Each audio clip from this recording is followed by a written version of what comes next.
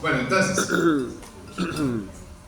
retomando ya para que se comiencen a despertar. Ayer estuvimos hablando de los principios generales de los antibióticos, de más o menos cuáles eran las dianas terapéuticas, los 3 puntos importantes de las bacterias en el que nosotros nos vamos a centrar porque es donde va a funcionar la mayoría de los antibióticos. Hablamos un poco de la perspectiva histórica, de las clasificaciones, de algunos mecanismos de resistencia, de algunas características farmacocinéticas de los antibióticos, y comenzamos a hablar del primer grupo grande, que es el de inhibidores de síntesis de Paret. Estos inhibidores de síntesis de Paret dijimos que teníamos 3 grupos químicos, que eran el grupo de los beta-lactámicos, del que estuvimos hablando ayer, grupo de cefalosporinas y carbapenémicos, de los que hablaremos hoy. Y estuvimos hablando del grupo de los beta-lactámicos, más o menos cómo funcionaba, cómo ellos iban a estar clasificados en 4 subgrupos.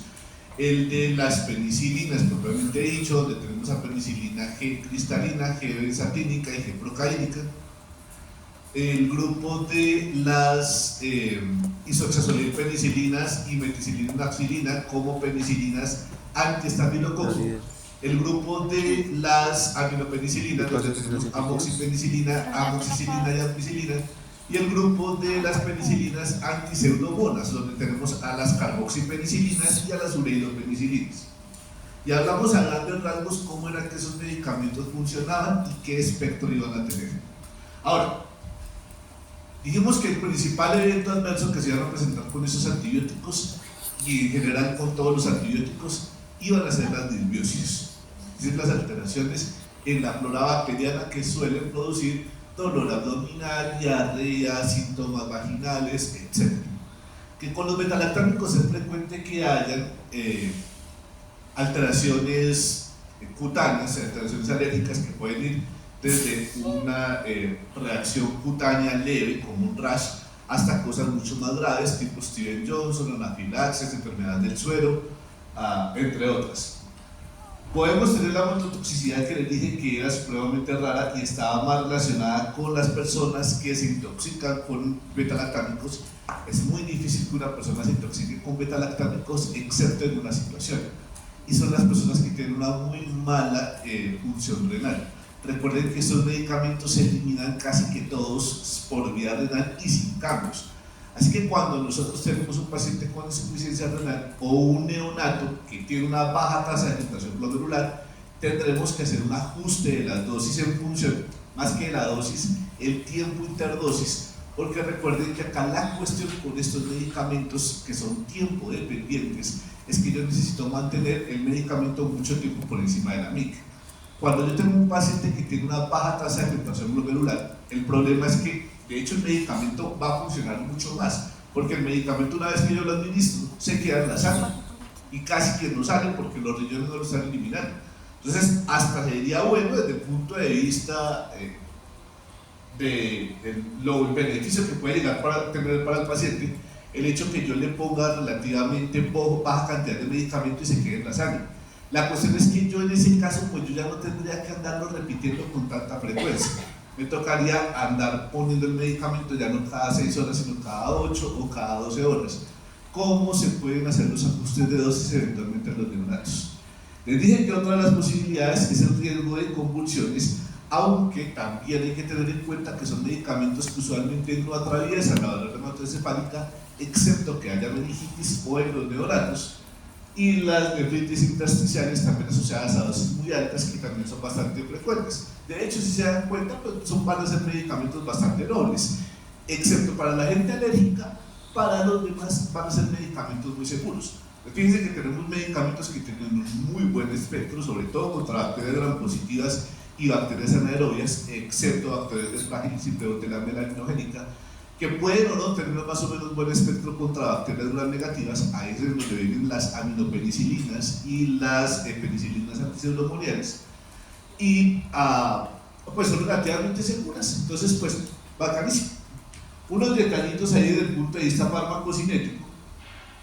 Acá vamos a tener el grupo de las penicilinas, G cristalina, que es la que va a ir intravenosa, la G benzatínica, que es la que va a ir intramuscular, la UV o penoximetilato, que es la que vamos a administrar por vía oral. Pero recuerden que todos estos medicamentos tienen un gran problema, todos, y es que como se eliminan rápidamente por el riñón, fíjese que acá, excepto la penicilina V, que es la del penoximetilato, todas las demás van a tener una altísima eliminación renal muy rápido, hace que tenga una vida media muy cortita. Y con esas vidas medias tan cortitas, en el contexto de un medicamento que sea tiempo dependiente, pues me obliga a que tengo que administrarlo con relativa frecuencia. Que el grupo de en general todos los medicamentos les ha hecho que su unión a proteínas plasmáticas es relativamente bajito, es intermedio. En el caso de las penicilinas estábamos por debajo del 60%, alrededor del 50%.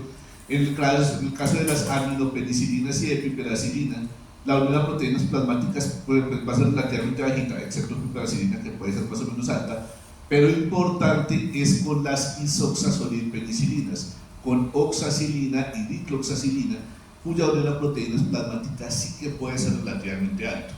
Recuerden que la alta unión a proteínas plasmáticas pues me va a generar ciertos cambios farmacocinéticos en función de, por ejemplo, no tener una buena cantidad de proteínas plasmáticas, como en el caso de los pacientes con cirrosis, con malnutriciones o con síndrome nefrótico, o pacientes que estén tomando otros medicamentos que también se unan a las mismas proteínas plasmáticas.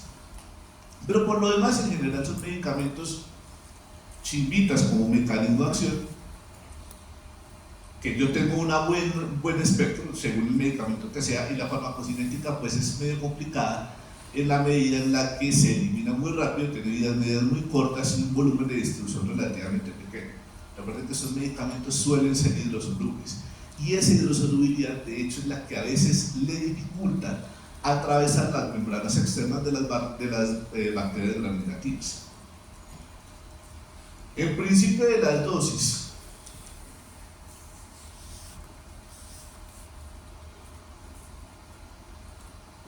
Aunque ya ha sido suficientemente traumático para ustedes hablar de mecanismos de acción y características farmacocinéticas y espectro de los antibióticos, normalmente creo que no preguntamos mucho dosis acá. Curiosamente, es una de las principales quejas que ustedes van a tener en el futuro, que dice que acá no se les pregunta dosis. Pero para que se acuerden en el futuro, cuando se comiencen a quejar de farmacología, porque acá no vieron dosis, pues entonces nos vamos a ver. Entonces, para las penicilinas G cristalina, vamos a utilizar dosis que van de 1 a 5 millones de unidades internacionales. Recuerden que la penicilina G cristalina, benzatina y procaína van a venir en dosis por unidades internacionales. Acá vamos a utilizar dosis que van de 1 a los 5 millones de unidades internacionales, que los vamos a utilizar cada 4 horas. Recuerden que son medicamentos que se eliminan relativamente rápido. Que la penicilina G benzatínica van a venir en presentaciones de 1.2 y 2.4 millones de unidades internacionales, que es la que vamos a poner intramuscular. Nunca jamás vamos a utilizar penicilina benzatínica intravenosa, nunca. Que se los he insistido un montón de veces, y yo no sé por qué todavía a veces tengo estudiantes, ex estudiantes, que me escriben por Instagram y me dicen: profe, ¿qué pasa si uno le pone a un paciente penicilina benzatínica intravenosa? Y lo digo de verdad que me ha pasado como unas 4 o 5 veces. La penicilina G benzatínica, como les dije a ustedes, esa vaina forma una bola, un masacote, como lo que pasa con la maicena.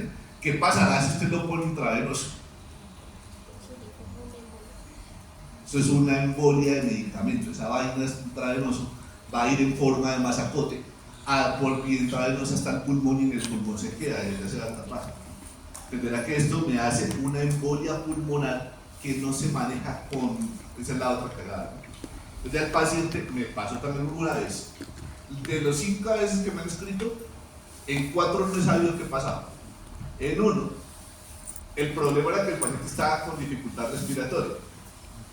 Entonces, pues como había leído que esa vaina es una embolia pulmonar, pues es que no piensan, ¿no? Dijo: pues el problema es embolia pulmonar, le ponemos anticoagulante.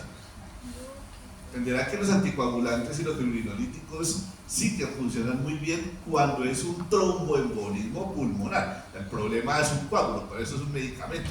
¿Cómo lo diluyo? Pues no hay posibilidad de diluirlo farmacológicamente hablando. Un hemodinamista sí que lo puede hacer, un cirujano vascular eso coge y le mete allá, no sé qué cosas, le mete cosas allá en las arterias del pulmón y lo puede sacar, pero pues, si tiene la posibilidad. Me imagino yo que ese mucho habrá muerto. Y los otros 4 también. La oxacilina, recuerden que es el que vamos a utilizar nosotros por vía intravenosa, vamos a utilizar dosis de 1 a 2 gramos cada 4 a 6 horas. La oxacilina es la que va a ir por vía oral. Estas son de las penicilinas anti-estafilococo, las que vamos a utilizar para estafilococo, de 500 miligramos a 1 gramo cada 6 horas. Amoxicilina, que es el que vamos a utilizar por vía oral, de 500 miligramos a 1 gramo. Recuerden que eso tiene cubrimiento contra gram positivos y gram negativos, así que es una muy buena opción, por ejemplo, para el manejo de las infecciones respiratorias. Y por infecciones respiratorias no me refiero únicamente a neumonía, sino también otitis, sinusitis, amigdalitis. También tiene cubrimiento contra gram positivos, así que también me sirve para piel. También tiene cubrimiento contra gram negativos, así que eventualmente lo podría utilizar en infecciones de vías urinarias. Sin embargo, ustedes, por ejemplo, ya habrán visto que en el manejo de las IBUs, según lo que recomienda el PROA, no se recomienda mucho el uso de aminopenicilinas, pero eventualmente en algunos sitios lo pueden ver que se utiliza. El grupo de la ampicilina, que lo puedo administrar tanto por vía oral a una dosis de 1 gramo cada 6 a 8 horas o por vía intravenosa de 1 a 2 gramos cada 6 a 8 horas. Y piperacilina, que vamos a estar utilizando dosis de 2 a 4 gramos cada 4 a 6 horas, recordando que piperacilina nunca va a venir solo, sino que va a venir en mezcla con tazobactam. Y eso a grandes rasgos es lo que pasa con el primer grupo de los inhibidores de síntesis de pared, los betalactámicos. Vamos con el segundo grupo, pero ese segundo grupo está fácil por el mecanismo de acción. ¿Recuerdan ustedes cuál es el mecanismo de acción? Inhibe la PVP. Entonces vamos a inhibir la síntesis de pared. ¿Va a tener cubrimiento contra bacterias gram positivas? Sí, porque los más sensibles van a ser justamente las bacterias gram positivas. Ahora, a las bacterias gram negativas ya vamos a ver que depende de la generación. Esta vuelta tiene 5 generaciones, algunos textos consideran 4, dependiendo del texto pueden haber 5 o 4 generaciones. Y esas generaciones, por lo menos las primeras 4, la lógica de la generación es en su cubrimiento contra bacterias gram negativas. La primera generación tiene muy buen cubrimiento contra bacterias gram positivas, no le hace casi nada a bacterias gram negativas.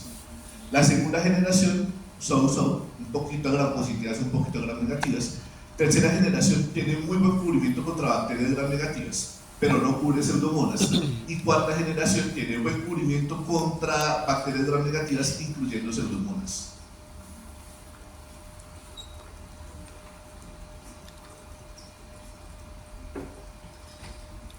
Y la quinta rara porque se devuelve, la quinta es para estafilococo.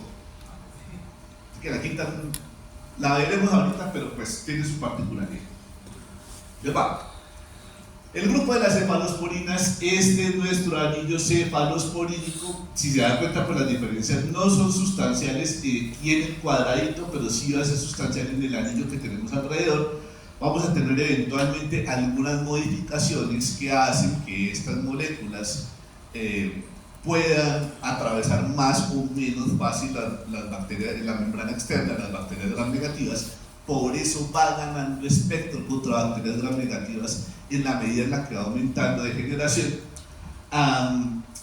Es intrínsecamente resistente a las penicilinasas, porque recuerden que para esto fue que se generó especialmente el grupo de penicilinas, de las penicilinasas beta-lactamasas del grupo A, que son especialmente dirigidas contra las penicilinas, Eventualmente algunas de estas penicilinasas pueden tener cubrimiento contra las cefalosporinas. Acuérdense cuando hablamos de las BLEA y de las BLE, de las beta-lactamasas de espectro ampliado y las beta-lactamasas de espectro extendido, que en realidad son beta-lactamasas que me cubren beta-lactámicos, pero que también son capaces de destruir a las cefalosporinas, hasta primera generación emblea y hasta tercera generación emblea. Y su mecanismo de acción es idéntico al de las penicilinas, ese sí está fácil. Acuérdense que vamos a hablar de 5 generaciones. Comenzamos con la primera generación y está en moradito. El título es que está en moradito. ¿Por qué está en moradito? Porque su cubrimiento es principalmente contra bacterias gram positivas. Van a ver que ahorita se van a volver más rojitos los títulos. Acá vamos a tener a 4 medicamentos y me falta uno, que es la cefalotina. Tenemos a cefazolina, cefalexina, cepadroxilo, cefradina y cefalotina. Importantes las 2 primeras y cefalotina, que es que no la tengo ahí. Como cefalosporinas de primera generación. Cefalotina, cefazolina, cefalexina, cepadroxilo y cefradina.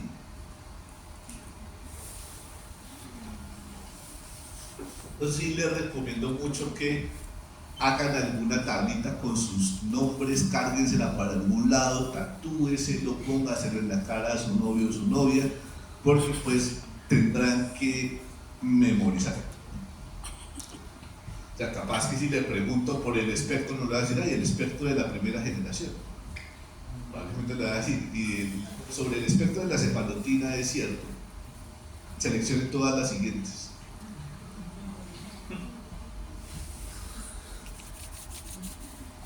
Agradezcan que ustedes las preguntas de anestésicos no se las hizo el profe Cruz. ¿Ustedes vieron fisiología con Cruz? Cruz solía tener la costumbre de hacer preguntas súper negadas. De todas las siguientes afirmaciones ciertas, diga cuál, de todas las siguientes afirmaciones falsas, diga cuál es cierto, etc. Usted se demoraba la mitad del examen tratando de dilucidar que si tiene 3 negaciones en el enunciado, ¿qué es lo que le quiere preguntar? Bueno, entonces es comprensión de lectura. Entonces, acá tenemos un buen cubrimiento contra bacterias gram positivas. Dentro de ese cubrimiento contra las bacterias gram positivas, pues vamos a incluir a todo el grupo de Staphylococcus aureus, el wild type, que es el sensible a penicilinas, el fenotipo común, que es el sensible a meticilina, pero pues no vamos a cubrir al resistente a meticilina ni a las cepas visas, las resistentes a vancomicina. No vamos a tener buen cubrimiento contra enterococos, no vamos a tener buen cubrimiento contra el Streptococcus pneumoniae que sea resistente a penicilina. Al Streptococcus pneumoniae wild type, al fenotipo común, el que uno normalmente encuentra así, pero eventualmente yo puedo tener streptococos que sean resistentes a penicilina. Usualmente cuando mi Streptococcus pneumoniae es resistente a penicilina, suele ser también resistente a cefalosporinas de primera generación. Ni tampoco va a tener un muy buen cubrimiento contra Streptococcus pyogenes, aunque eso va a depender de los tipos de del tipo de epidemias que tengamos. ¿Vamos a tener espectro contra bacterias gram negativas? De hecho, sí. No es que uno diga, qué bruto, cómo le va a las bacterias gram negativas, pero de hecho me va a cubrir incluyendo Escherichia coli. Y esto me lleva a una situación bien interesante. Una de las indicaciones más frecuentes, insisto, creo que no está en el PROA, pero sí lo van a ver ustedes en muchos sitios, es que se utilice la cefalexina para el manejo de las infecciones de vías urinarias.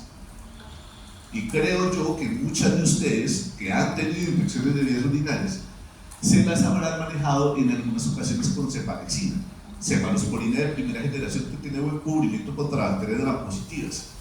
Y esto a mí no me hace mucho sentido. O sea, sí tiene sentido, pero hasta el momento de lo que llevamos no tiene sentido. O sea, ¿por qué utilizar un antibiótico que tiene cubrimiento contra bacterias gram positivas en una IU donde lo primero que yo sospecho es una infección por bacterias gram negativas? Claro, yo puedo tener IUs por gram positivos, pero eso no es lo más frecuente. Yo no me voy a lo más infrecuente, yo me voy a lo más frecuente. Lo más frecuente es que sea una infección por Escherichia coli, que es una bacteria gram negativa. ¿Por qué le voy a meter cefalexina a una infección por Escherichia coli si es que no va a tener un muy buen cubrimiento?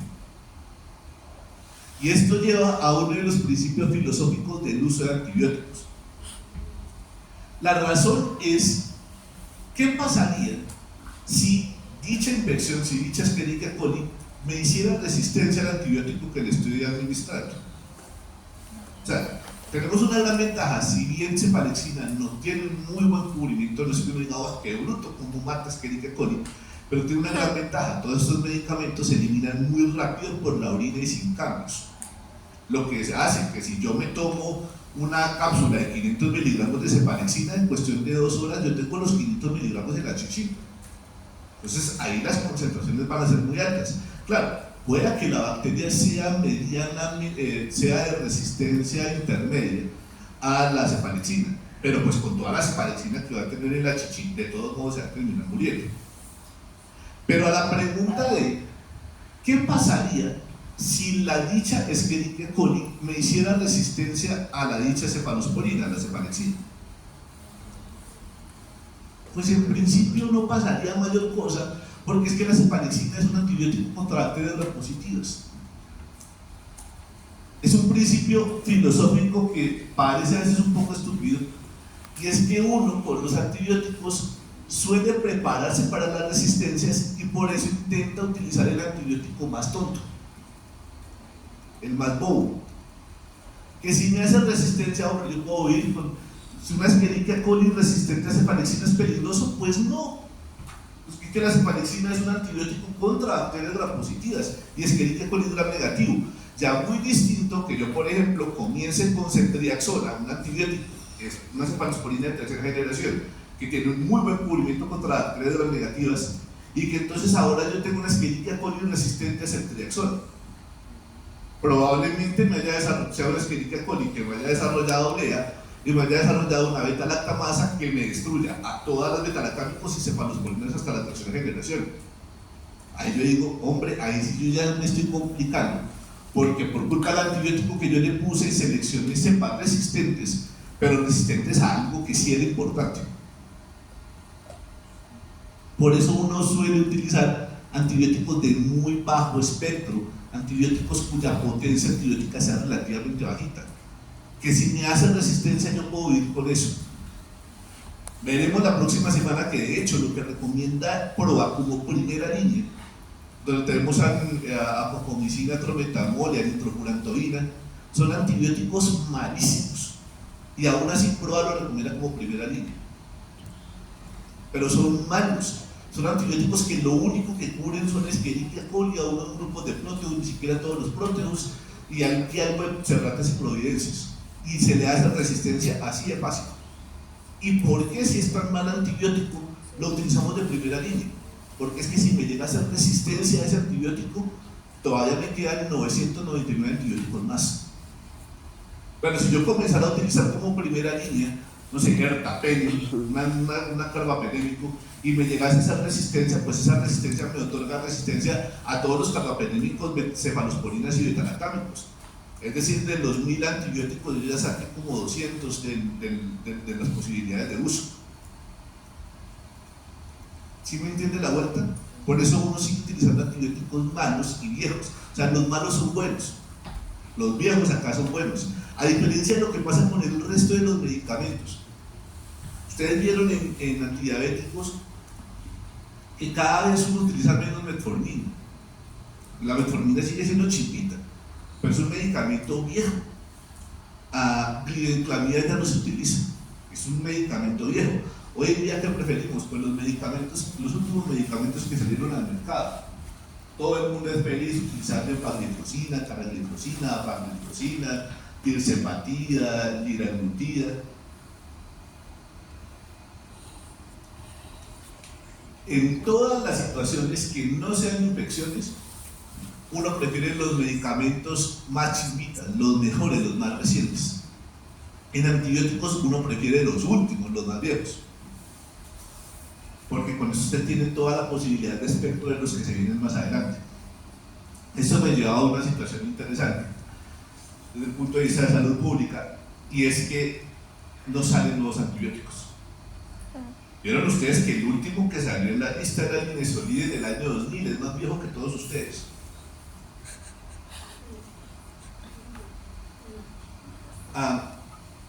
Y eso pues está relacionado con que a la industria farmacéutica pues no le interesa desarrollar antibióticos, esto no es eficiente.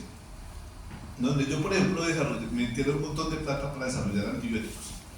Un medicamento, más o menos, la mediana de costos en la producción de un medicamento nuevo, en el desarrollo de un medicamento nuevo, está alrededor de los $1.000 millones.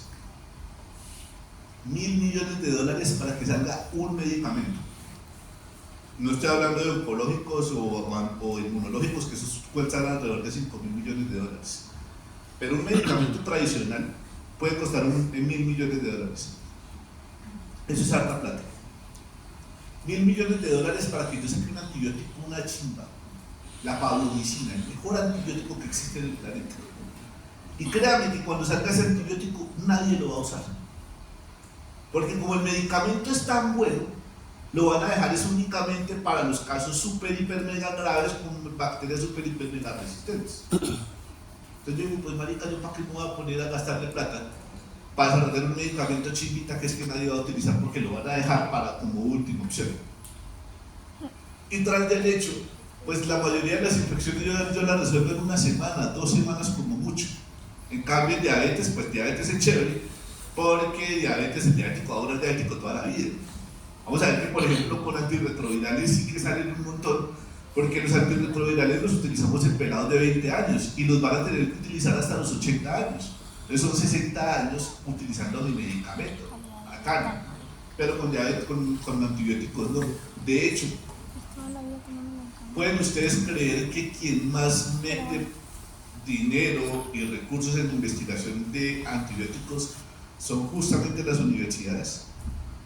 Y que inclusive, por ejemplo, la Universidad Nacional hace parte de un grupo, Sanitas, la Universidad Pedagógica y Tecnológica de Pereira, unos antioqueños que están desarrollando anticuerpos como antibióticos, pero pues porque para las universidades les da publicaciones y eso, pero pues no les da plata, porque un antibiótico, insisto, no da plata.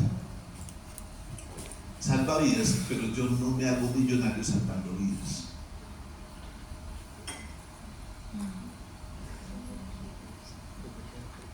Entonces, volvemos a nuestra primera generación de cefalosporinas. Tenemos buen cubrimiento contra bacterias gram positivas, aunque como les dije, eventualmente los podríamos utilizar para infecciones gram negativas, como en el caso particular de la SIBUS, sobre todo si la IBU no es grave o no está complicada. Recuerden que nosotros teníamos una paciente que tenía una IBU, nuestra primera paciente tenía una IBU. Esa IBU yo eventualmente la podría manejar con amoxicilina, es una posibilidad, o la podría manejar con cefalosporinas de primera generación, por supuesto. Vamos a tener buen cubrimiento contra anaerobios, excepto bacteroides frágiles, y tenemos una actividad, como les decía, moderada contra Escherichia, Moraxella, Klebsiella y Proteus. Suelen ser útiles, como tienen buen cubrimiento contra bacterias gram positivas, incluyendo Staphylococcus aureus meticilino sensible, pues que las podemos utilizar para el manejo de infecciones de piel y tejido celular subcutáneo. ¿Recuerdan cuál de nuestros 3 pacientes iniciales tenía esa infección en piel y tejido celular subcutáneo?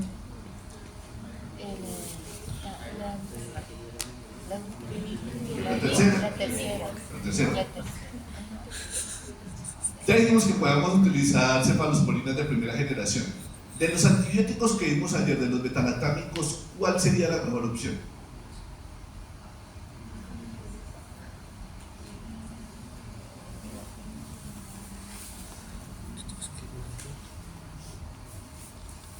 Vamos a tener acá 2 opciones que están luchando. La señora no está grave, no está complicada. Dijimos que toda vez que podría tener una celulitis, lo más probable es que tenga una infección por Staphylococcus aureus, que yo la puedo cubrir con una cefalosporina de primera generación. No está grave aparentemente, así que yo le podría dar manejo por vía oral. El manejo por vía oral es con cepalexina. Cepazolina y cepalotina son intravenosos. Así que si la señora no está grave, le puedo dar cepalexina oral. Si la señora estuviese grave, le daría cepazolina o cepalotina. Hablando de este grupo, pero ayer, de los que hablamos ayer, de los betalactámicos, hablamos de un grupo particular que tiene muy buen espectro contra Staphylococcus aureus. ¿Qué es cuál?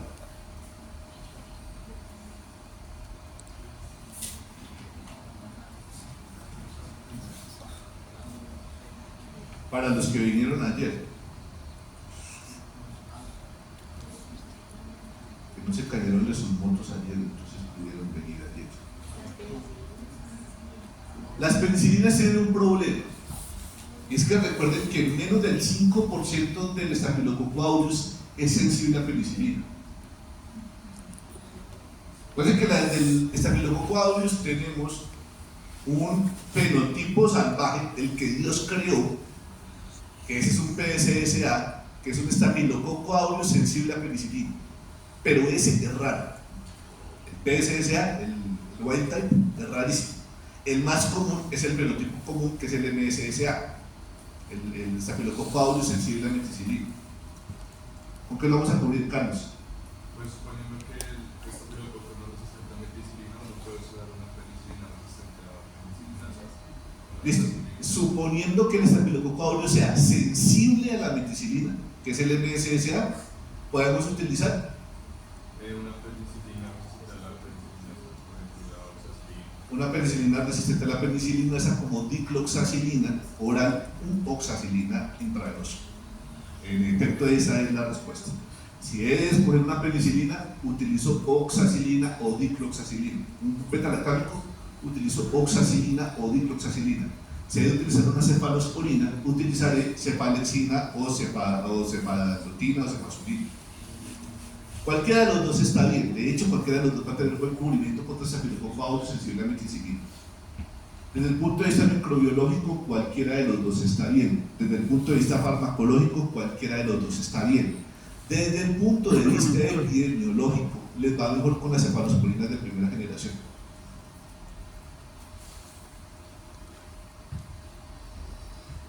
Recuerda que no todo lo que uno a veces piensa desde el punto de vista molecular o desde el punto de vista farmacológico se aplica en la vida real.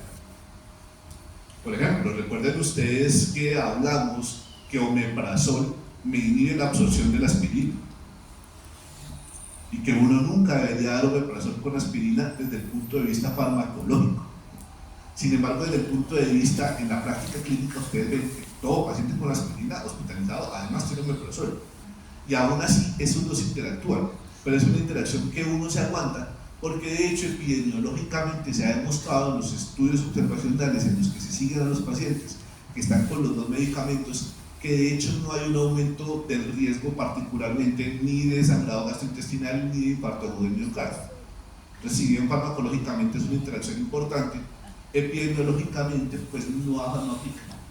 Algo parecido nos pasa acá. Yo puedo utilizar oxacilina, dicloxacilina o podría utilizar cefalexina, pero desde el punto de vista epidemiológico aparentemente se prefiere la cefalexina. A los pacientes les suele ir mejor con las cefalosporinas de primera.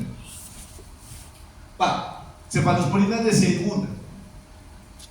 Tenemos buen cubrimiento contra gram positivos y buen cubrimiento contra gram negativos, o regular contra los dos. Lo importante es que estamos ganando cubrimiento contra gram negativos. De estos vamos a tener dos que son súper importantes, que son la cefuroxima y la cefoxitina. También tenemos acetaminofén, cefotetan, cefuroxima, pero importante para nosotros van a ser estos dos, cefoxitina y cefuroxima. Cefuroxima es un antibiótico de segunda generación que se suele utilizar con frecuencia, sobre todo para las IBUs. Es como una opción a la cefalexina, solamente que esto tiene un poco más de sentido, toda vez que esto va a tener más cubrimiento contra bacterias gram negativas.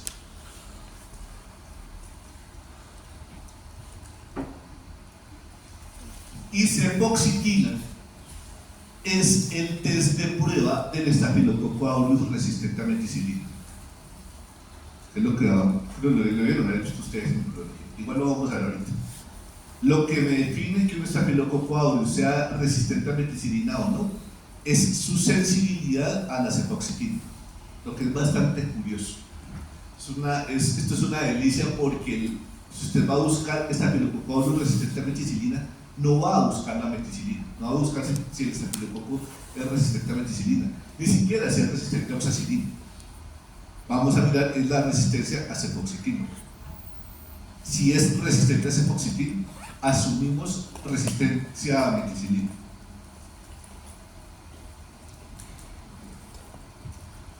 Bien, tercera generación, está en rojito porque porque vamos a tener un buen cubrimiento contra bacterias gram negativas. Entonces, en principio mantenemos el espectro contra las bacterias gram positivas. No es que uno diga, ¡guau, qué bruto! ¿Cómo cubre bacterias gram positivas? Más o menos las sigue manteniendo. Por ejemplo, estos dos primeros, que son probablemente los dos más importantes, cefotaxima y ceftriaxona, siguen teniendo un buen cubrimiento contra streptococos. Por esa razón los podemos seguir utilizando para el manejo de meningitis o de neumonías, pero pues no van a tener un muy buen espectro ni contra Staphylococcus aureus resistente a meticilina. Sí que vamos a seguir cubriendo al Staphylococcus aureus sensible a meticilina y el Staphylococcus aureus sensible a penicilina, y no vamos a tener un buen cubrimiento contra enterococos, pero vamos a tener buen cubrimiento contra bacterias gram negativas. A las gram negativas sí. Buen cubrimiento contra anaerobios, pero en principio no vamos a cubrir a pseudomonas. Acuérdense que tercera generación se caracteriza por mantener un buen espectro contra bacterias gram positivas, tener un muy buen espectro contra bacterias gram negativas, pero no incluye pseudomonas. Básicamente la razón de por qué estos antibióticos van ganando espectro contra las bacterias gram negativas es porque se le hacen modificaciones químicas para que la molécula, estas moléculas suelen ser muy polares, recuerden que son muy hidrosolubles, pero acá lo que se les comienza a hacer es comenzar a ponerles grupos nitrógenos en otros lados para que tenga como una especie de, eso tiene un nombre en alemán cuyo nombre no recuerdo ahorita, es como se diga siamés en alemán, hermafrodita en alemán.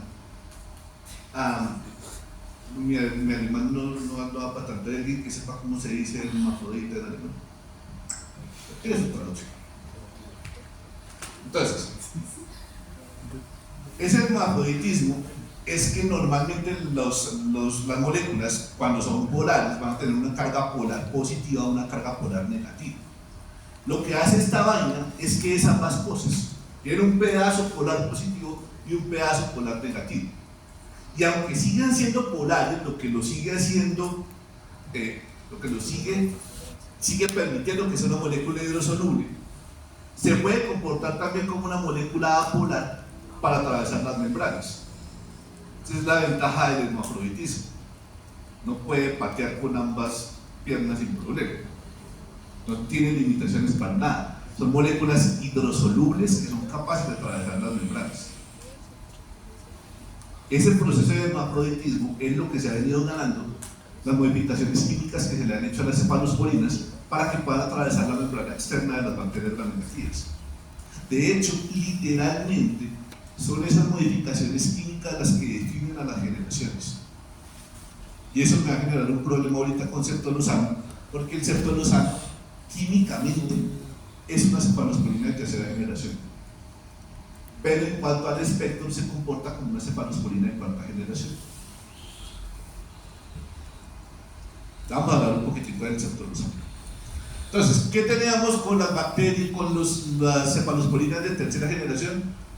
Mantenemos el cubrimiento contra bacterias gram positivas que ya dijimos, y vamos a tener un mejor cubrimiento contra bacterias gram negativas. Esta vaina, fíjense que ya me va a incluir a Escherichia coli, a Moraxella catarrhalis, a Klebsiella pneumoniae, Proteus mirabilis, al grupo de Haemophilus, tanto Ducreid como Influenzae, a Morganellas, Providencia, Citrobacter, Enterobacter, Serratias y Neisseria. Por eso esta vuelta las podemos utilizar, estos medicamentos los podemos utilizar en IBUS, los podemos utilizar en neumonías, en gonorreas, en enfermedades de Lyme, en enfermedades graves por bacterias que sean susceptibles, en meningitis, ya les había dicho, en neumonías e infecciones de vías urinarias. En realidad vamos a tener un muy buen cubrimiento. Pero insisto, porque muchas veces no los utilizamos de primera línea, es por el riesgo de resistencia. Recuerden que si yo tengo una pinche IU y le doy ceftriaxona, ¿la voy a lograr manejar? Sí, probablemente sí. Pero en el hipotético caso que me desarrolle resistencia, me jodo. Porque desarrollar resistencia a un muy buen antibiótico. Y cuando yo desarrollo resistencia a un muy buen antibiótico, pues yo ya tengo resistencia y pago a todo. Cuarta generación. Y por eso acá les pongo a ceftazidima, porque como pues nosotros estamos hablando de cosas de médicos, no de cosas de químicos, pues para los médicos ceftazidima va a comportarse como cuarta generación. Pero los químicos, si usted le dice esto, un químico farmacéutico le va a decir, no, ceftazidima es una cefalosporina de tercera generación, porque tiene las modificaciones químicas del grupo cefalosporínico que le da definición de tercera generación, pero me cubre pseudomonas. Y para nosotros, lo que nos define cuarta generación es que tenga un buen cubrimiento contra pseudomonas. Entonces, estos medicamentos tienen buen cubrimiento contra gram positivos, buen cubrimiento contra gram negativos y además ganamos cubrimiento contra pseudomonas. La cefalosporina por excelencia que tiene buen cubrimiento contra pseudomonas va a ser cefepime. Cefepime. Esa terminación E usualmente es para los medicamentos en el nombre en inglés, la terminación A suele ser para el medicamento en nombre en español. Para fines prácticos del parcial, si usted lo termina en E o en A, da lo mismo. Lo que sí le afecta es que usted utilice C o S, o H donde no hay H, o X donde no hay X. Pero yo, como soy infinitamente benevolente, les dejo que terminen el medicamento en E o en A.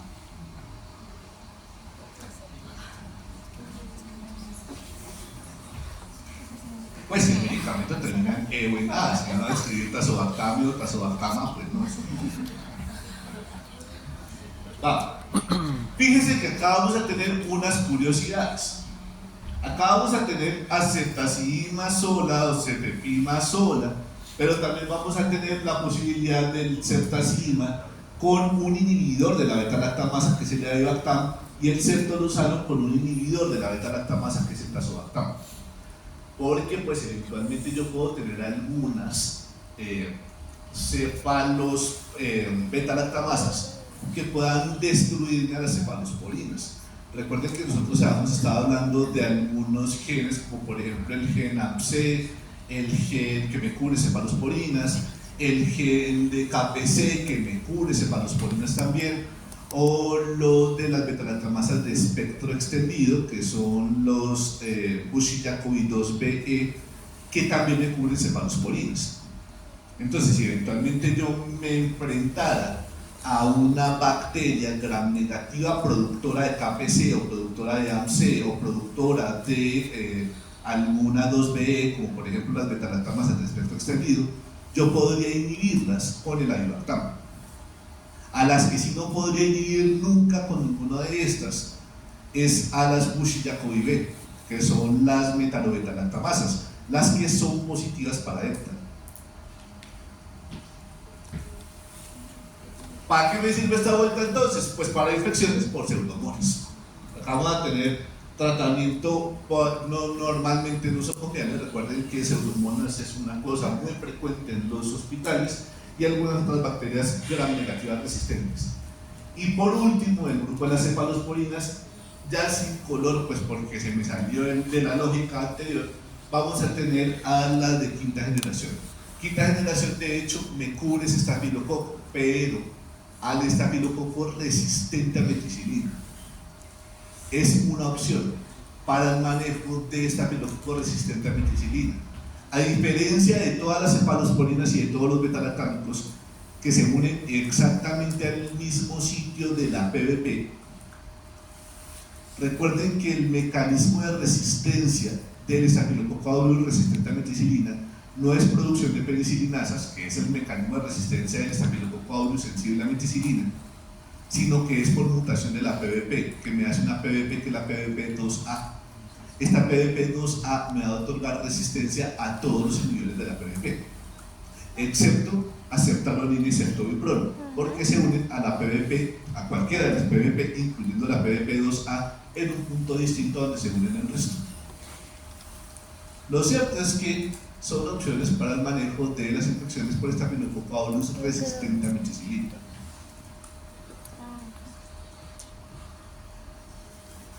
¿Me cubrirá un estafilococo aureus sensible a meticilina? Pues sí, pero pues no lo voy a utilizar para eso. O sea, lo utilizo cuando yo tengo resistencias ya confirmadas.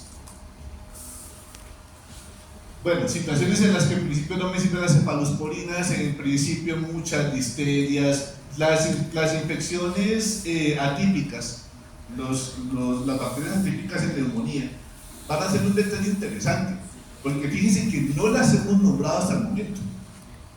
Legionela, Mycoplasma pneumoniae, Clamidófila, Coxiella burnetii, esas bacterias que son atípicas en neumonías no las vamos a cubrir con inhibidores de síntesis de pared. Y de hecho, por ejemplo, esa es parte de las razones de por qué en neumonías, en el PROA, usualmente vamos a utilizar 2 antibióticos. Muchas veces utilizamos los antibióticos, utilizamos un inhibidor de síntesis de pared que tenga buen cubrimiento contra bacterias gram positivas tipo Streptococcus pneumoniae y contra bacterias gram negativas tipo Haemophilus, Klebsiella o Moraxeras, y eventualmente me tocaría utilizar otro antibiótico que me cubra las atípicas. A las atípicas no las vamos a cubrir acá. Por ejemplo, unos detalles interesantes que pasa con Mycoplasma es que, si ustedes recuerdan, Mycoplasma no tiene pared. Pues bebé, ahí me jodí. Si el medicamento es inhibidor de síntesis de pared y Mycoplasma no tiene pared, pues los inhibidores de síntesis de pared por definición no le hacen absolutamente nada a Mycoplasma. Me toca buscarme la vida con un mecanismo de acción distinto, que son los inhibidores de síntesis de proteínas. Mecanismos de resistencia en principio van a ser los mismos. Puedo tener alteraciones en la permeabilidad de las membranas para que hagan que el antibiótico no entre.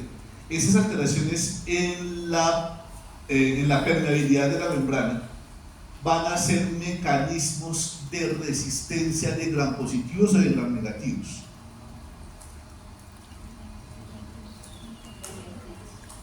De gram negativos. Alteraciones en la permeabilidad obligatoriamente para este mecanismo de acción tienen que ser de bacterias gram negativas, que son los que tienen que atravesar la membrana externa. Puedo tener alteraciones en la PBP, como nos pasaba con la PBP2A, y puedo tener eventualmente betalactamasas. Listo, de las betalactamasas ya estuvimos hablando.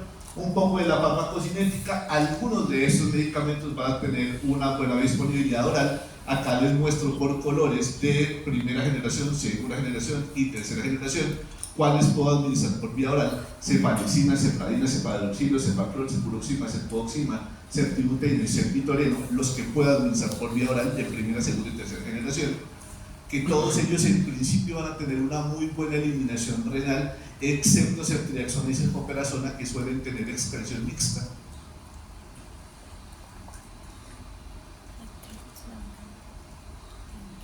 Esa excreción mixta, que me incluye a la vía biliar, hace parte de las razones de por qué también a los cirujanos, como les había comentado en algún momento, que piperacilina tazobactam tenía una gran ventaja, y es que como se elimina por vía biliar, pues mantengo altas concentraciones de piperacilina tazobactam en la vía biliar, y pues cuando tengo que hacer manipulación de la vía biliar en cirugía, pues puede ser una buena opción.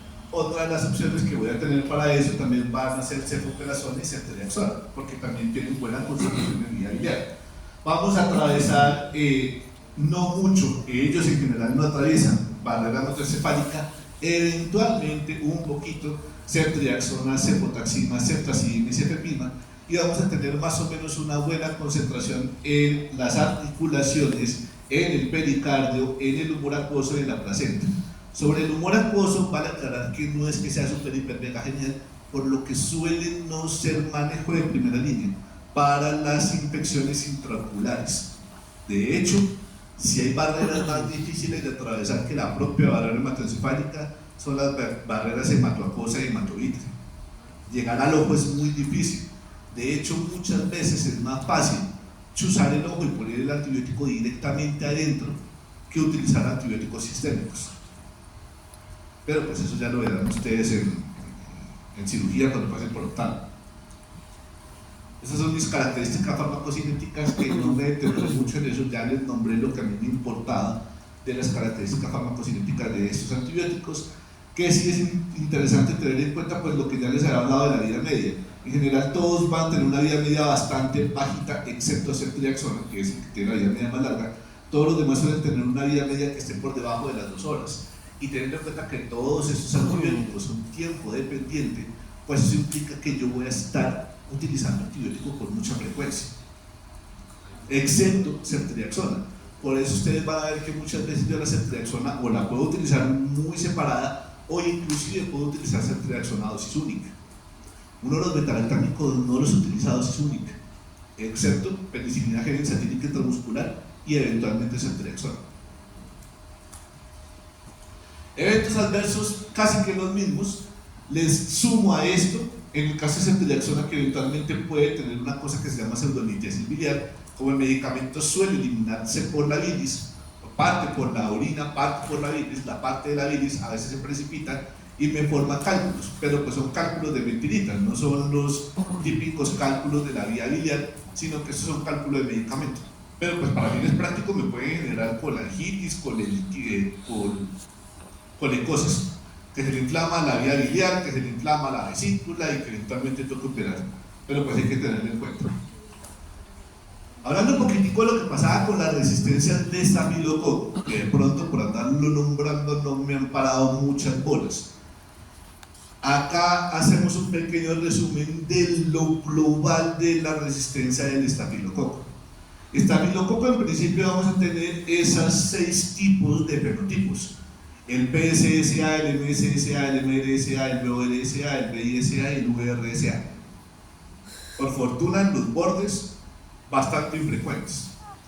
Entonces, el que Dios creó, el PSSA, que es un Staphylococcus aureus susceptible a penicilina, que es el fenotipo salvaje, el que Dios creó, muy infrecuente. Característica de ese fenotipo salvaje es pansensible. Pan significa todo y sensible pues sensible, o sea, sensible a todo. Si usted ve un Staphylococcus aureus que sea sensible a todo, eso es un PSSA o wild type. Pero insisto, es muy infrecuente. El más frecuente de todos, el fenotipo común, es el MSSA, el Staphylococcus aureus sensible a meticilina. Ese Staphylococcus aureus sensible a meticilina es productor de una beta-lactamasa con espectro contra penicilinas, es una penicilinasa, que en la clasificación de Bushi-Jacobi es una penicilina beta-lactamasa del grupo 2A, una penicilinasa. ¿Qué hace? Me genera resistencia a las penicilinas. Es el fenotipo más común. Lo que yo espero en la sociedad cuando tengan infecciones por Staphylococcus aureus es que sea un MSSA, un Staphylococcus aureus sensible a meticilina. Ese Staphylococcus aureus sensible a meticilina es productor de penicilinasa, que me destruye penicilinas. ¿Con qué lo manejo? Si me produce penicilinasa, ¿cuál es el antibiótico ideal para esta infección? ¿Qué?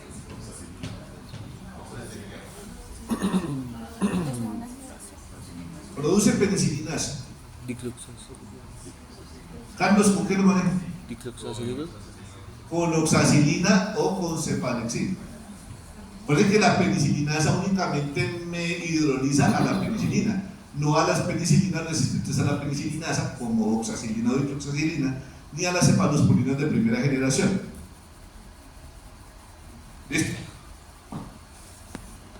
El que apareció por allá en los años 80, creo, que comenzó a generar un boom de susto, que es esta vaina, el Staphylococcus aureus resistente a meticilina.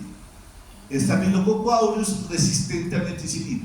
Actualmente, casi en el antibiograma no le van a votar a usted si es sensible o resistente a meticilina. Lo que me define que sea resistente a meticilina es que sea resistente a oxacilina y a cefoxitina. Lo que me define que el Staphylococcus aureus sea resistente a meticilina es que sea sensible a oxacilina y a cefoxitina. Si mi Staphylococcus aureus es resistente a los dos, a cefoxitina y a oxacilina, estamos hablando de una bacteria que probablemente tiene un gen, que es el gen MEC-A y el gen MEC-C, que son genes que codifican para una mutación de la PBP, que es la PBP2A. Esa PBP2A es intrínsecamente resistente a todos los inhibidores de la PBP, a todos los beta-lactámicos, cefalosporinas y carbapenélicos, excepto una subfamilia, que es ¿cuál? Las cefalosporinas de quinta. Ceftaroline, ceftariflor. También va a ser sensible a oxazolidinas tipo linezolid, teisolid, eventualmente algunos otros macrólidos y glincosamidas y a vancomicina. Lo de oxazolidinonas, macrólidos y glincosamidas es lo que vamos a ver en la siguiente sesión. Vancomicina y losmorita.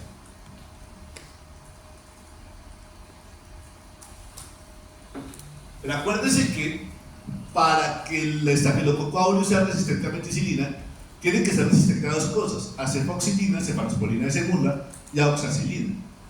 Pero yo eventualmente puedo tener algunas estafilococo aureus que sean resistentes a oxacilina, pero sensibles a cefoxitina. Eso es lo que nosotros llamamos como una cepa bolsa, que son las cepas de resistencia borderline a la oxacilina. Cuando es resistente a oxacilina, sensible a meticilina, o resistente a oxacilina, sensible a cefoxitina, o que tenga cefoxitina salga negativo, estamos hablando de una cepa bolsa. Estas cepas bolsas en realidad no son producción de la PBP2A, son simplemente hiperproductoras de penicilinasas. Claro, me vuelvo resistente a la oxacilina es porque esta marica produce muchísima penicilinasa. Pero pues en principio yo podría seguirla manejando con una oxacilina o con una cefalexina a dosis altas. Y estas, por fortuna, son muy infrecuentes, la mayoría anecdóticas. Las cepas de sensibilidad intermedia a la vancomicina, que pues me van a marcar con una sensibilidad intermedia entre 4 y 8 microgramos por mililitro a vancomicina, y las que son definitivamente completamente resistentes a vancomicina, que van a tener más de 16 microgramos por mililitro de requerimiento para inhibir el crecimiento en presencia de vancomicina. Muy infrecuentes, por fortuna, porque el principio, el manejo de estas cepas del MRSA es con vancomicina. Si usted se vuelve resistente a vancomicina, suele ser, en el caso de las cepas BISA, porque hay una sobreexpresión de las capas del peptidoglucano. Son bacterias que tienen tanto peptidoglucano que no permite que la vancomicina entre. Uno de los problemas que tiene la vancomicina es que la vancomicina es muy gorda, es muy grande y no puede atravesar puertas. O sea, que sí puede atravesar puertas, pero no muchas puertas. Si las puertas son muchísimas, pues se queda atrapada en el camino y baila. Ese es el mecanismo de resistencia de BISA. No tiene 2 o 3 capas de peptidoglucano, sino que tiene 20, 25 capas de peptidoglucano, y eso hace que la vancomicina no logre atravesar. Por eso es de sensibilidad intermedia a vancomicina. Y las que son definitivamente resistentes a vancomicina, que son las productoras de los genes A, BAN, B o BAN, C, pues básicamente lo que hacen son mutaciones en los últimos 2 aminoácidos de peptidoglucano. En vez de ser de alanina, suelen ser de lactato de alanina, que es la mutación que produce que el del fenotipo del gen BAN A. Eso lo vamos a ver. Si ustedes ven esta vaina, ¿qué piensan? ¿Qué piensan en qué antibiótico le dan?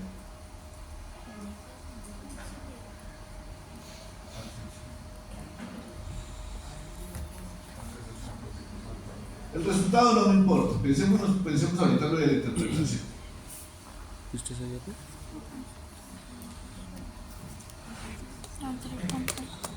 Panse, sí. O sea, estamos hablando de qué tipo de estafilococcus. Asumiendo que estos son estafilococcus.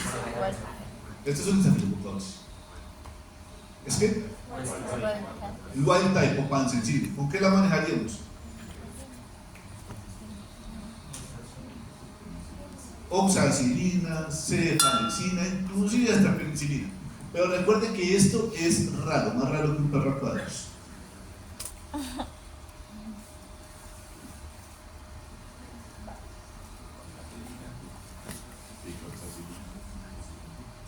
Lo manejaríamos con dicloxacilina o cefalexina. ¿Qué tipo de estafilococo aureus es? Un MSSA, un estafilococo aureus sensible a meticilina. ¿Qué tipo de resistencia tiene? ¿Por qué es resistente acá a la penicilina? ¿Productora de qué? De penicilinasas, exactamente. Va, este.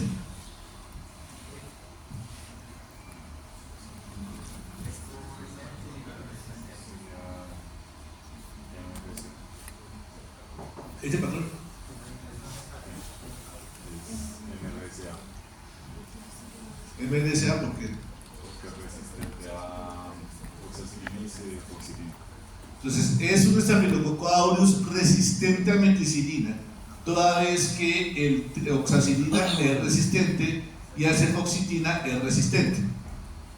Entonces es una cepa de MRSA, productora de qué gen? Gen MECA, que me codifica para una PBP2A.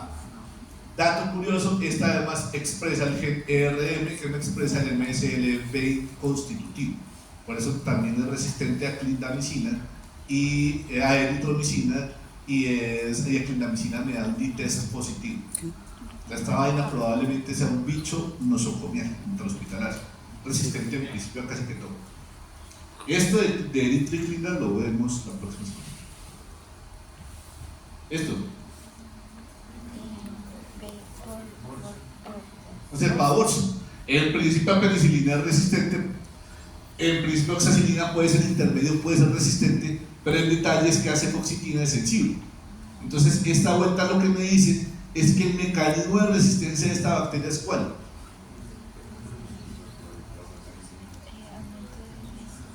Aumento de producción. Un hiperproductor de penicilinasa. ¿Sí? Que está bonito esto. ¿Sí? Poquito a poquito, entonces, nos vamos a llenar de antibiogramas y cositas. Listo. Carbapenémicos. Entonces, vamos a tener dos grupos acá, carbapenémicos y monobactámicos. Monobactámicos solamente tenemos un medicamento que es el asterolam, que es más raro que un perracuadros. Los demás son más normalitos. El grupo de los carbapenémicos son unas modificaciones del grupo beta-lactámico que ahora se les va a poner unos grupos azufres, que eso les va a otorgar directamente resistencia a penicilinasas, beta-lactamasas y cefalosporinasas. Ese va a ser nuestro anillo carbapenémico. Esto, como va a tener mayor espectro, pues vamos a tener en principio un buen espectro contra estreptococos. Fíjense que de todos modos sigue siendo un inhibidor de la PBP, con las modificaciones que se le dé la gana, pero su trasfondo es que es un inhibidor de la PBP, por lo que va a tener buen cubrimiento contra bacterias gram-positivas. Eventualmente podemos cubrir a enterococo, excepto enterococo facium, a enterobacterias, excepto las productoras de KPC y las productoras de cualquier tipo de carbapenemasas. Eso incluye tanto a las aminoenzimas como a las metaloenzimas. Vamos a cubrir a estafilococo, excepto estafilococo aureus resistente a meticilina, cubrimos a listeria, podemos cubrir en mayor o menor medida a pseudomonas y a Kinetobacter, cubrimos a bacteroides, cubrimos a nocardias, en principio. Desde el punto de vista farmacocinético, son medicamentos que no se van a absorber por vía oral. Vamos a tener un volumen de distribución un poquito más grande. Recuerden que estos sí van a tener algo de capacidad de atravesar membranas, pues para eso fue que se crearon. Y pues si son más capaces de atravesar membranas, pues tendrán un volumen de distribución obviamente mucho más grande. Pues no mucho, pero sí un poco más grande. No atraviesa líquido cefalorraquídeo excepto que haya meningitis, igual que el resto de cefalosporinos y beta-lactámicos. Su eliminación va a ser principalmente renal. En el caso particular del imipenem, tenemos un problemita, y es que el imipenem es destruido, hidrolizado por una enzima que se llama la dihidropeptidasa 1 en el riñón. Esa razón es la que obliga a que el imipenem venga en mezcla siempre con una vuelta que se llama la cilastatina, que bloquea a esta dihidropeptidasa 1 en el riñón, y eso me permite que tenga una vida media más prolongada. Ya las otras modificaciones, como el tapenem, meropenem, modoripenem, pues no van a requerir de esta cilastatina. Es una particularidad del imipenem.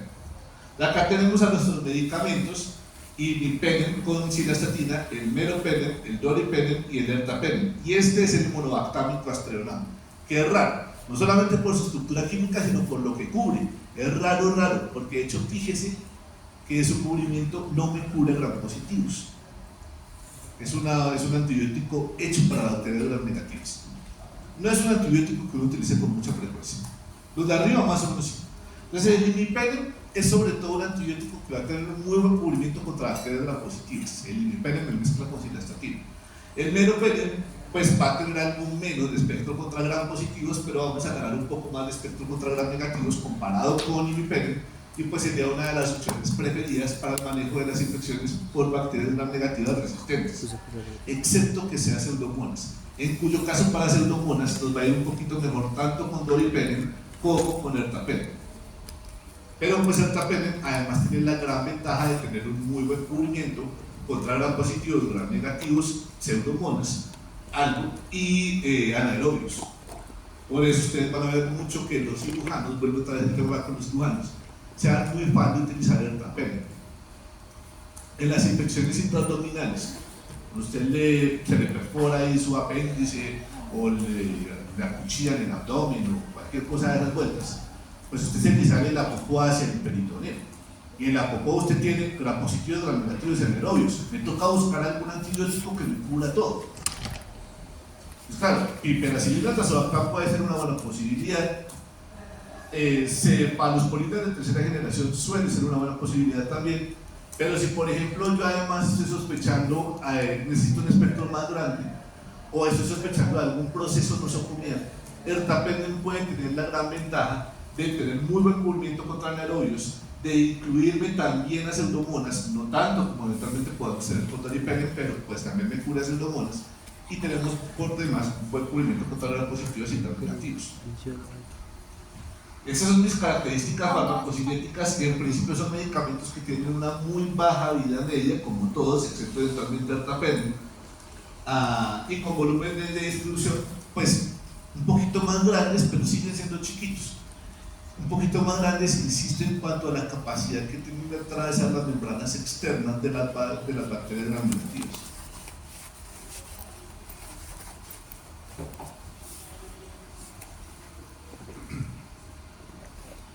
Resistencias, pues evidentemente yo puedo tener carbapenemasas, tanto de las que dependan de metales como de las que no. Puedo tener alteraciones en la penetración. Esas alteraciones en la penetración, recuerden que son de bacterias gram negativas. Y son sobre todo problemas que vamos a tener con Klebsienas, pseudomonas y eventualmente con Acinetobacter baumannii. Ese tipo de bacterias que suelen producirnos muchos problemas de resistencia. Entonces, alteraciones en la penetración básicamente lo que hacen es que las porinas que tenemos en las membranas externas de las bacterias gram negativas pues ya no permiten el paso del antibiótico. Entonces acá vamos a tener, fíjense que estas mutaciones me generan son pérdida de la bacteria, pérdida de la porina. Entonces uno normalmente busca la presencia del gen, acá uno busca la ausencia del gen o la ausencia de la expresión del gen. Por ejemplo, en el caso de Klebsiella, los genes OMPK, y en el caso de pseudomonas, el gen OPRD, son genes que codifican para la porina. Yo espero que si la bacteria no tiene el gen, o su gen está mutado para mal, una mutación del gen con pérdida de la función, lo que yo voy a tener es resistencia. Porque el gen codifica para la porina. Si no tengo el gen, pues no tengo la porina. Si no tengo porina, los antibióticos no entran. Usualmente nosotros medio sospechamos estas alteraciones en la penetración cuando yo tengo presencia de resistencia únicamente a imipenem, pero que sigue siendo sensible a meropenem. Toda vez que usualmente imipenem va a requerir más de esa presencia de las porinas que lo que pueda requerir meropenem. Es una forma de sospecharlo en el antibiograma, aunque usualmente esto muchas veces va a requerir desde el rastreo genético de la ausencia del gen OPRD o del gen OMPK. Y las presencias de bombas de flujo, sobre todo estas MEX, que son bombas de flujo multidrogas. Tenemos un problema, son bombas de flujo también de bacterias gram negativas que me sacan cualquier cosa.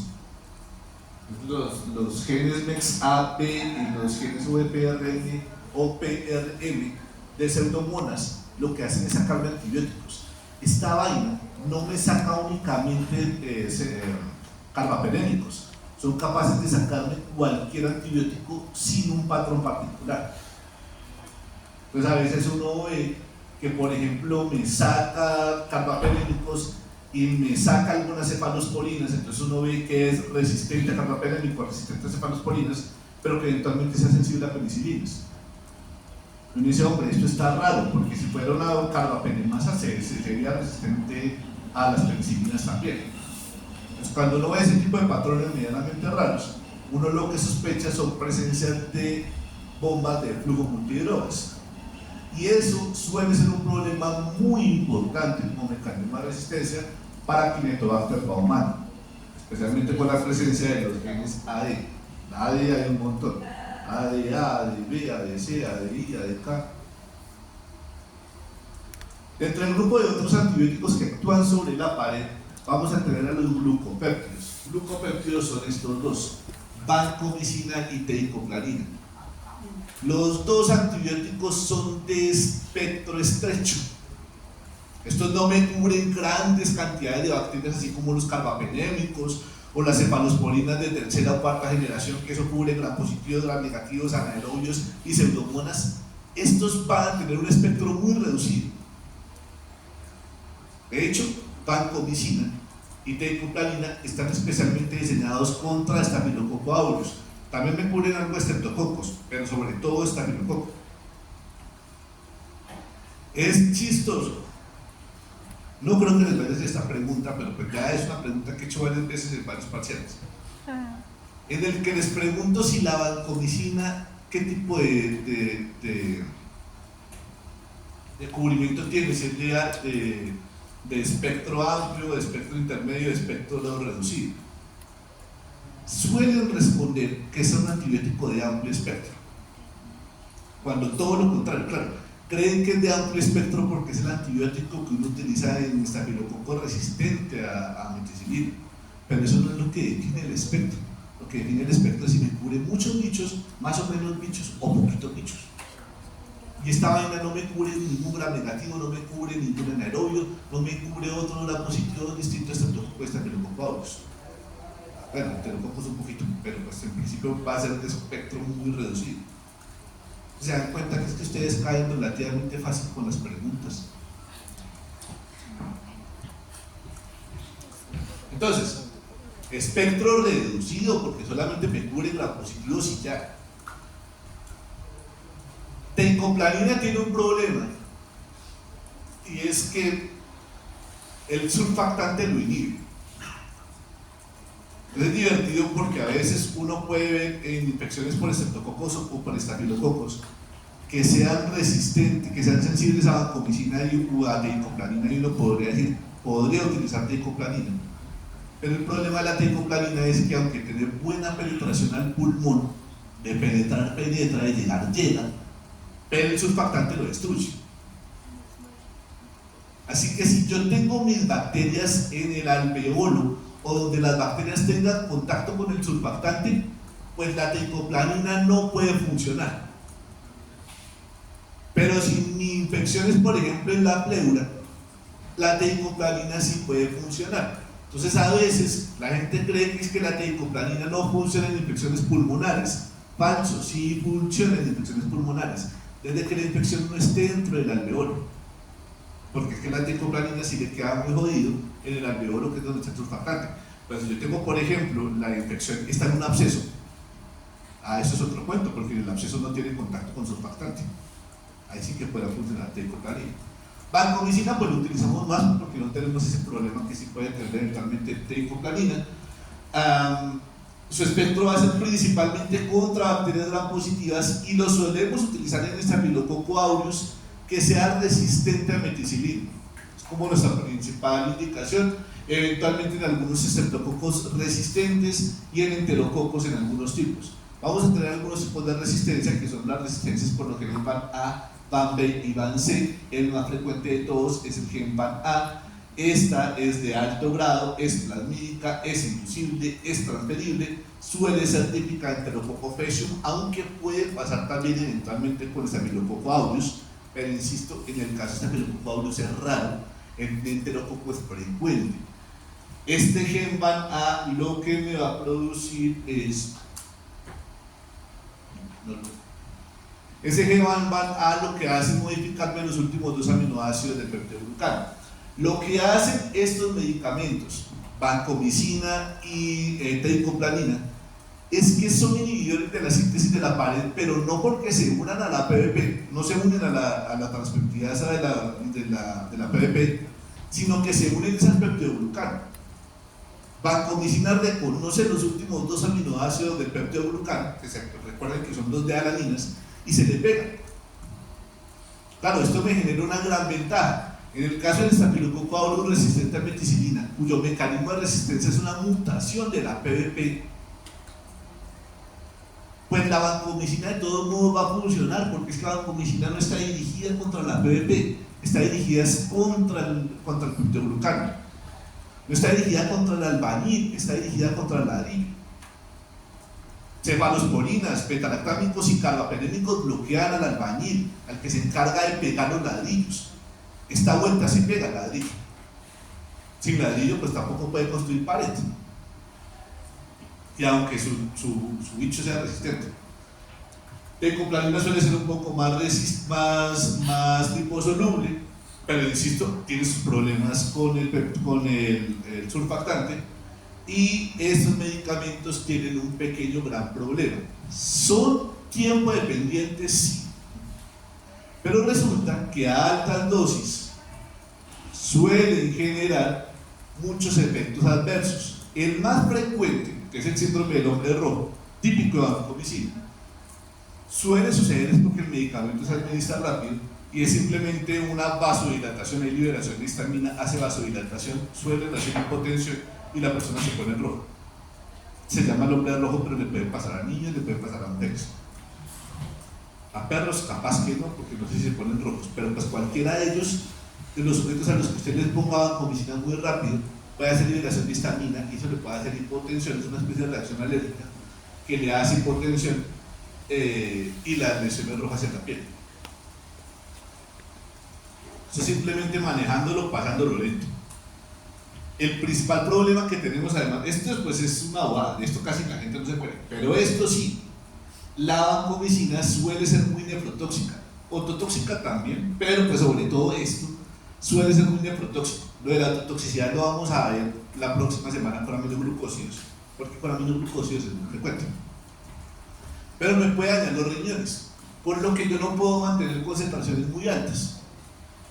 Entonces me toca mantener concentraciones por encima de la MIC por largos periodos, pero que no sea muy alta, porque entonces me le tiro los riñones. Si la concentración es muy alta, me le tiro los riñones. Si la concentración es muy bajita, comienzo a seleccionar cepas resistentes que me hagan resistencia a vancomicina. Entonces me toca ni mucho que queme el santo, ni tampoco que no lo alumbre. Y como el margen terapéutico es estrecho, pues me toca monitorizar. Eso que decíamos de la monitorización, es obliga que yo deba mantener mi área bajo la curva sobre la concentración inhibitoria mínima a unas concentraciones que estén por encima de los 450 microgramos por hora por mililitro, pero no debo mantener concentraciones que estén por encima de los 40 microgramos por mililitro, lo que hace que la vuelta sea un poco compleja. No puede estar por encima de 40 ni por debajo de 10, pero me toca mantenerlo mucho tiempo por encima de 10. Entonces eso obliga que el medicamento con frecuencia me toca darle tomando la monitorización. Fíjese que la vida media de estos medicamentos sí suele ser más larga. En el caso, por ejemplo, de vancomicina va a ser de más o menos 6 horas. ¿En cuánto tiempo yo llego al estado estacionario de vancomicina? Y la vida media es de 6 horas. En 30 horas. Alrededor de las 30 horas, 5 días después. Entonces, este monitoreo yo lo comienzo a hacer alrededor de las 30 horas y cada vez que yo hago un ajuste de la dosis, me toca esperar 30 horas para volver a tomar las concentraciones de vancomicina. Así, yo le hago el cambio, le comienzo la vancomicina, pues no le voy a tomar los niveles de vancomicina de una vez.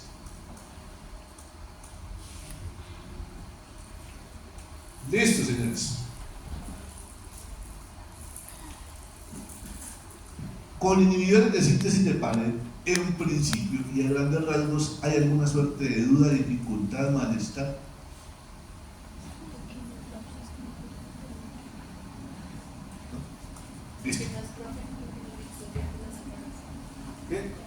Ah, sí. Entonces, si tengo una mujer embarazada con sífilis, ¿qué le voy a dar? ¿Le dieron por qué no le podemos dar tetraciclinas? O sea, que de poder dar sí le puedo dar, pero no debería darle porque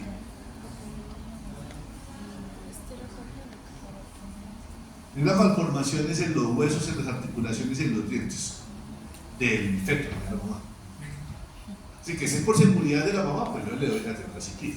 Pero si me interesara que el niño no saliera muy mal formado, pues no le puedo dar tetraciclinas. ¿Qué opción tengo entonces?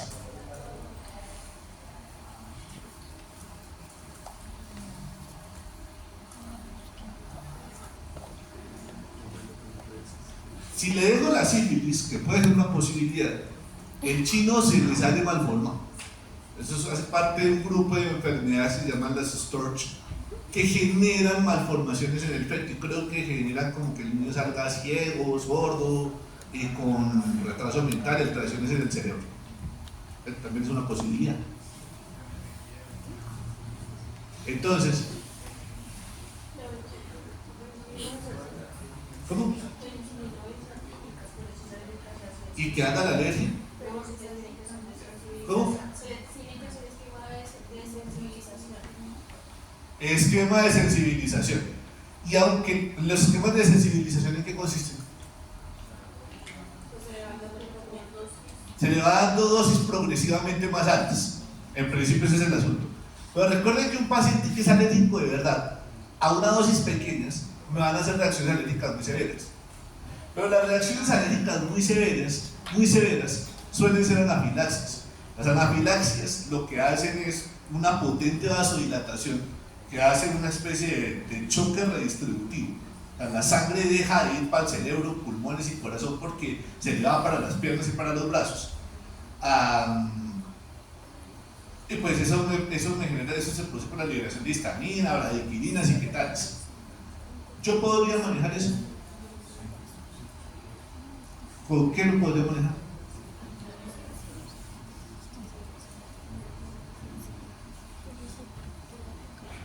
¿Ok? Primera pregunta, ¿los glucocorticoides son seguros en el embarazo?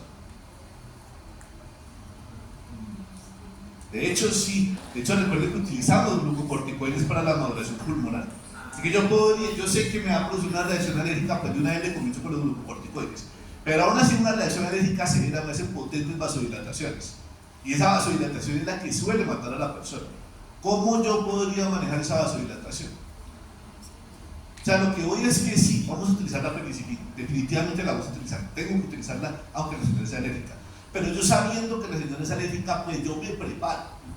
Porque yo sé que esta vez se me va a complicar. Entonces, ese día yo estoy preparado, me vengo con ropa cómoda y yo ya tengo todos mis materiales listos. Ustedes en principio, uno de los principios lógicos de la atención en salud y de lo que puede hacer un médico es que un médico puede hacer todo lo que sea capaz de manejar sus complicaciones. Usted técnicamente puede hacer cualquier pendejada si usted puede manejar las complicaciones. ¿Podría usted manejar las complicaciones de una anafilaxia por penicilina? Claro, por supuesto. ¿Qué medicamento me toca tener listo? Epinefrina es una posibilidad, aunque yo sería un poco más fan de la noradrenalina. Recuerden que noradrenalina, como no tiene efecto beta 2, solamente va a tener el efecto alfa 1, alfa 2 y beta 1, va a tener un potente efecto vasopresor. La noradrenalina pues le suele ir mucho mejor en cuanto a la vasopresión, por eso lo utilizamos en los choques redistributivos, como en el choque neurogénico, en el choque séptico o en el choque anafiláctico.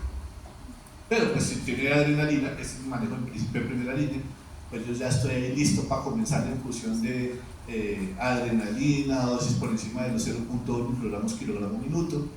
Y pues eso implica que usted traiga su calculadora de panadería y calcule en función del peso de la señora cuánto es la infusión de 0.2 microgramos kilogramo minuto si diluyo una ampolla de adrenalina en 500 cc de solución salina, por ejemplo.